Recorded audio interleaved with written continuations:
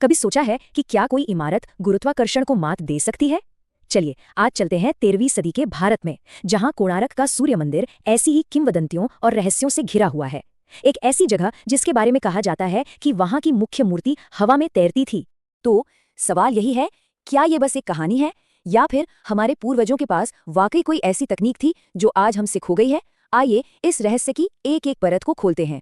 आज हम जानेंगे कि हवा में तैरती मूर्ति की वो कहानी क्या थी, इस मंदिर को ब्लैक पैगोडा क्यों कहा जाता था और उसकी क्या ताकत थी। फिर हम पड़ताल करेंगे कि इन कहानियों में कितनी सच्चाई है, और हाँ, मंदिर के असली इंजीनियरिंग के जो कमाल हैं वो भी देखेंगे, और अंत में इसके गिरने के अनसुलझे रहस्य को भी समझने की कोशिश करेंगे। तो चलिए सीधे चलते हैं मंदिर के दिल में, यानी उसके गर्भगृह से जुड़ी सबसे मशहूर और हैरतअंगेज कहानी की तरफ। कहानी के मुताबिक ये पूरा मंदिर एक विशालकाय चुंबकीय सिस्टम पर खड़ा था। सोचिए जरा, मंदिर के शिखर पर यानी सबसे ऊपर 52 टन का एक जबरदस्त चुंबक लगा था। नीचे तहखाने में एक और शक्तिशाली चुंबक, और इतना ही नहीं, दीवारों के अंदर भी चुंबकों का एक पूरा जाल बिछा था। यहाँ तक कि हर 2 पत्थरों को जोड़ने के लिए लोहे की प्लेटों का इस्तेमाल हुआ था। और इस पूरे मैग्नेटिक फील्ड के बीचों बीच रखी थी सूर्यदेव की मूर्ति, जो खुद लोहे जैसी धातु से बनी थी। और इस सब का नतीजा ये था कि सूर्यदेव की प्रतिमा बिना किसी सहारे के गर्भगृह में हवा में तैर रही थी। कल्पना करके देखिए उस नज़ारे की। कोई भक्त मंदिर के अंदर जाए और देवता को हवा में श्वेबिन देखे, ये किसी जादू से कम नहीं लगा होगा। और ये सब कुछ सूर्यदेव के सम्मान में था। वही सूर्यदेव जो पौराणिक कथाओं के अनुसार 7 घोड़ों के रथ पर सवार होकर पूरे आकाश का चक्कर लगाते हैं।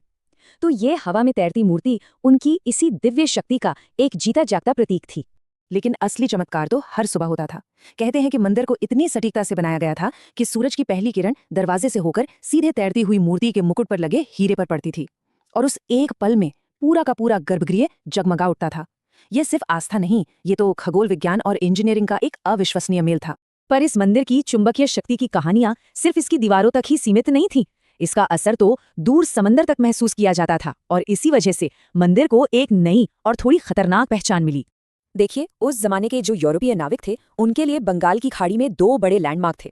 एक था पुरी का जगन्नाथ मंदिर, अपने सफेद रंग की वजह से उसे वो व्हाइट पगोड़ा कहते थे, और दूसरा था कोणार्क का सूर्य मंदिर। समंदर की हवा और वक्त की मार से इसके पत्थर गहरे पड़ गए थे, तो उन्होंने इसे नाम दिया ब्लैक पगोड़ा।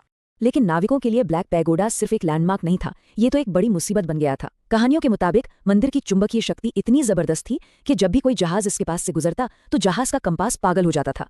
सुइयां गोल गोल घूमने लगती थी और नाविकों को दिशा का कोई अंदाजा ही नहीं रहता था। और यहीं से कहानी में एक नाटकीय मोड़ आता है।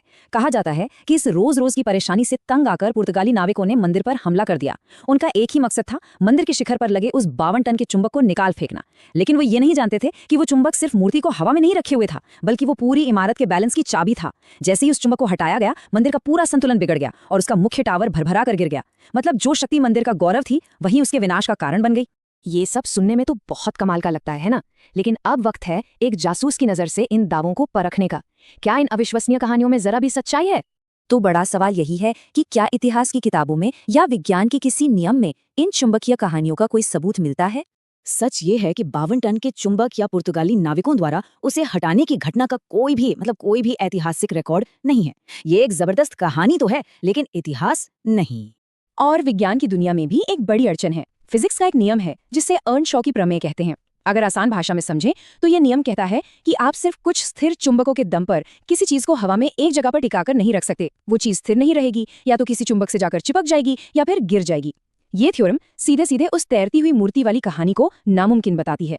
तो क्या इसका मतलब ये है कि कोणार्क में कुछ भी खास नहीं था? अरे नहीं, बिल्कुल था। बल्कि अब हम मिथकों को पीछे छोड़कर कोणार्क के असली जादू की बात करेंगे। वो इंजीनियरिंग के चमत्कार जिनका हमारे पास सबूत है और जो आज भी हमें हैरान कर देते हैं। मंदिर की सबसे शानदार चीजों में से एक है ये पत्थर के बड़े बड़े पहिए।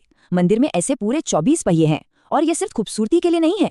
इनमें से हर एक पहिया एक एकदम सटीक धूपगड़ी यानी सनडाइल है।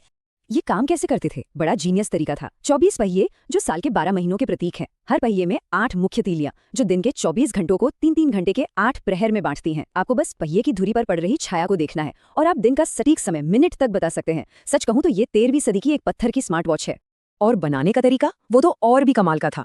200 फीट से भी ऊंचा टावर बिना किसी सीमेंट या गारे के बनाया गया था।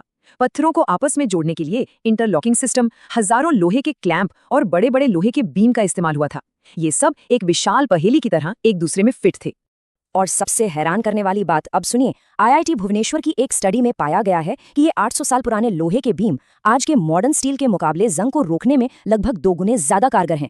सोचिए, 800 साल पहले उन्होंने ऐसा लोहा कैसे बनाया जो आज की हमारी तकनीक से बेहतर है। ये उस जमाने के ज्ञान का एक जबरदस्त सबूत है। तो इससे हम आते हैं अपने आखिरी और सबसे बड़े सवाल पर। अगर चुंबक की कहानी सच नहीं है तो फिर मंदिर का वो विशाल मुख्य टावर गिरा क्यों?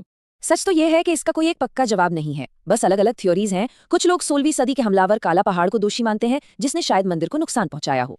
एक कहानी तो हम जानते ही हैं, नाविकों वाली। कुछ एक्सपर्ट्स का मानना है कि वक्त के साथ लोहे के क्लैंप में जंग लगा, वो फैले और पत्थरों को अंदर से चटकाने लगे। और एक थ्योरी ये भी है कि शायद समंदर के किनारे की नरम जमीन पर कोई बड़ा भूकंप या तूफान आया हो, जिससे मंदिर सह नहीं पाया।